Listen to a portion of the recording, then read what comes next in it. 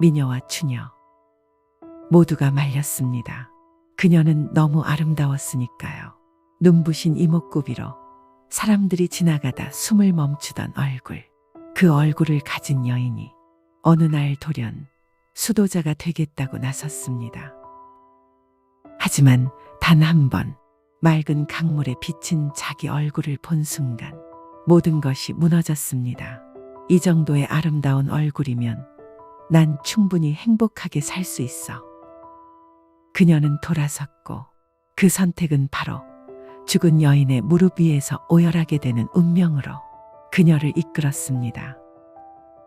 그날 그녀가 강물에서 본 건 얼굴이었지만 진짜로 마주해야 했던 건 자기 욕망의 민낯이었습니다.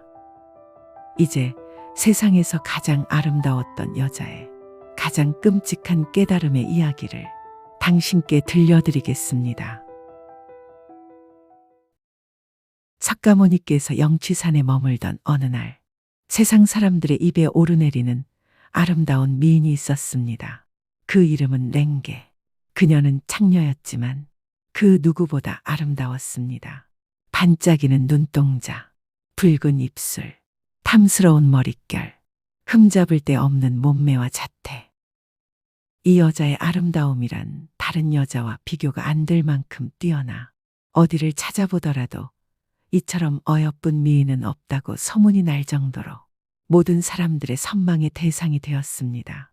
그런데 이 여자가 우연한 일로 착한 마음을 일으켜 세상의 번거로움에서 벗어나 불가의 수도자가 되어서 올바른 수도를 하고자 어느 날 석가를 방문하려고 영취산으로 떠났습니다. 길을 떠나는 도중에 맑은 물이 흐르는 강에 다다랐습니다. 맑은 물을 마시고자 몸을 기울이자 아름다운 자신의 자태가 물에 비쳐 그만 자기도 모르게 자기 자신에 반해버렸습니다.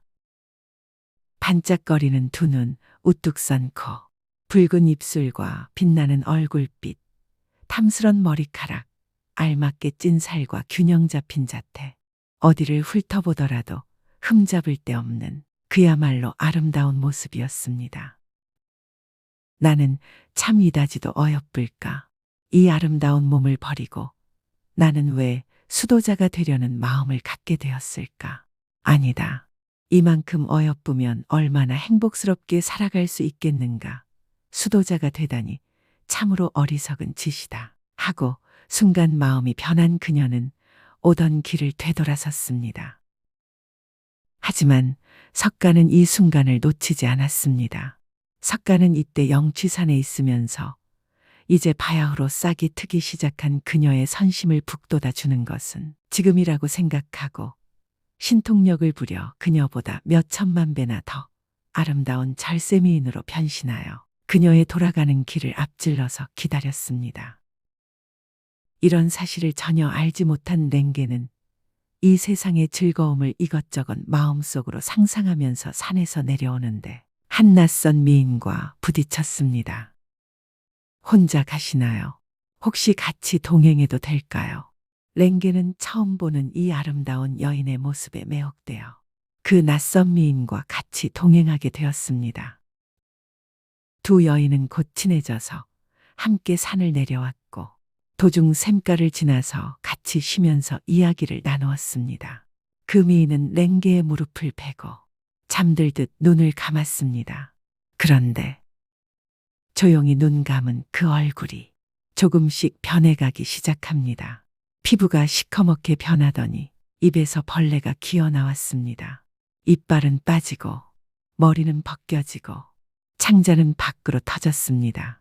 구더기가 들끓는 그 얼굴은 조금 전까지 랭게가 매혹되어 있었던 그 미인이었습니다. 그녀는 비명을 지르며 뒤로 물러났습니다. 이런 절세미인조차 죽어서 이런 모습이 된다면 나도 언젠가는 이렇게 되겠지. 그녀는 울면서 다시 산을 올랐습니다. 그리고 석가 앞에 무릎 꿇고 말했습니다. 부처님, 저는 착한 마음이 생겼다가 제 얼굴을 보고 마음이 변했습니다. 하지만 지금은 이 길이 맞는 걸 압니다. 그러자 석가는 그녀에게 자애로운 눈으로 말씀하셨습니다. 젊은 자도 반드시 늙는다. 건강한 자도 반드시 죽는다. 사랑하는 이들과도 언젠가는 헤어지게 된다. 부귀영화는 언젠가 반드시 사라진다. 그리고 부처님은 조용히 덧붙이셨습니다. 눈으로 보는 모든 것은 변한다. 마음으로 얻은 깨달음만이 그대를 지켜줄 것이다. 이 말에 랭게는 눈물을 흘리며 고개를 숙였습니다. 그녀는 다시는 자신의 아름다운 미모에 흔들리지 않았습니다. 그 순간 그녀의 검은 머리는 뚝뚝 떨어지며 수행자의 모습으로 변해갔습니다. 이후 그녀는 수행을 거듭해 마침내 아라한의 경지에 이르게 되었고 많은 이들의 존경을 받는 불제자가 되었습니다. 석가가 전한 4가지 진리는 이 세상에 태어난 모든 인간은 누구도 피할 수 없는 진실이었습니다. 그대의 얼굴은 언젠가 주름질 것이고 그대의 사랑은 언젠가 떠나갈 것이며 그대의 건강도 재산도 언젠가는 허망하게 사라질 것이다. 하지만 단 하나 진리를 쫓는 마음만은 남습니다. 그 마음이 남긴 말과 행동은 다른 이들의 마음속에 오래오래 머무르게 됩니다. 그것이 바로 깨달음의 씨앗이 되어 다음 세상까지도 이어지는 것입니다. 수도자의 모습으로 변한 랭게는 혼잣말처럼 중얼거렸습니다. 나는 이제야 알게 되었습니다. 이 아름다움은 단지 껍데기였습니다. 그 안에 욕망이 썩고 있었던 거죠. 하지만 이제 나는 진짜 나를 보기 시작했습니다. 흔들림 없는 나를요. 그리고 조용히 눈을 감았습니다. 처음으로 자기 자신의 내면을 바라보며 말이죠. 그동안 나는 다른 사람들의 시선 속에 살고 있었구나. 하지만 이제는 내 눈으로 나를 봅니다. 거울이 아니라 마음으로. 혹시 지금 당신도 랭게처럼 무언가를 쫓다가 본질을 놓치고 있진 않나요? 세상은 끊임없이 말합니다. 더 예뻐져야 한다고, 더 가져야 한다고, 더 행복해야 한다고. 하지만 부처님은 조용히 말씀하십니다. 그 모든 것은 덧없이 지나간다. 당신에게 진짜 필요한 건 당신 안에 흔들림 없는 마음입니다. 그리고 그 마음은 조용히 깨달음을 기다리고 있습니다. 누가 대신 줄 수도 없고 돈으로 살 수도 없는 것. 그것이 바로 스스로 마주한 나의 시작입니다. 진짜 아름다움은 남의 눈이 아니라 자기 마음에 부끄럽지 않은 태도입니다. 누군가는 말합니다. 아름다움은 보는 사람의 마음에서 나온다고. 그 말처럼 진리는 눈에 보이지 않지만 마음 깊은 곳에서 빛을 냅니다. 불교에서는 이것을 공이라고 부릅니다. 이때 없는 것처럼 가졌으나 집착하지 않는 마음. 당신의 삶에서 진짜 중요한 건 무엇인가요? 돈인가요? 사랑인가요? 그 모든 것은 언젠가 사라질지도 모릅니다.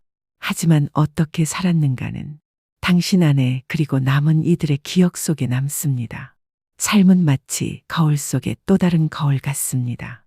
어디까지가 나이고 어디서부터가 타인인지도 모른 채 우리는 수많은 인연 속에서 서로의 그림자를 비추며 살아갑니다. 불교에서는 이것을 영기라 부릅니다. 나라는 존재도 고정된 것이 아닙니다. 누군가의 말 한마디, 작은 시선, 기억 하나가 지금의 나를 만들고 또 부수는 거죠. 그래서 진짜 나를 찾기 위해선 무엇보다도 조용한 마음으로 나를 바라보는 연습이 필요합니다. 당신이 랭게였다면 그 물가에서 어떤 선택을 했을까요? 강물에 비친 내 모습에 반해 돌아서겠습니까? 아니면 썩어가는 시체를 보고 두려움 속에 진실을 마주하겠습니까? 우리는 매일 선택의 갈림길에 서 있습니다. 무엇이 아름다운가 보다 무엇이 바른 길인가를 묻는 용기. 그것이 수행의 시작입니다. 진실을 마주하는 것은 두렵지만 진실에서 멀어질수록 우리는 더욱 불행해집니다.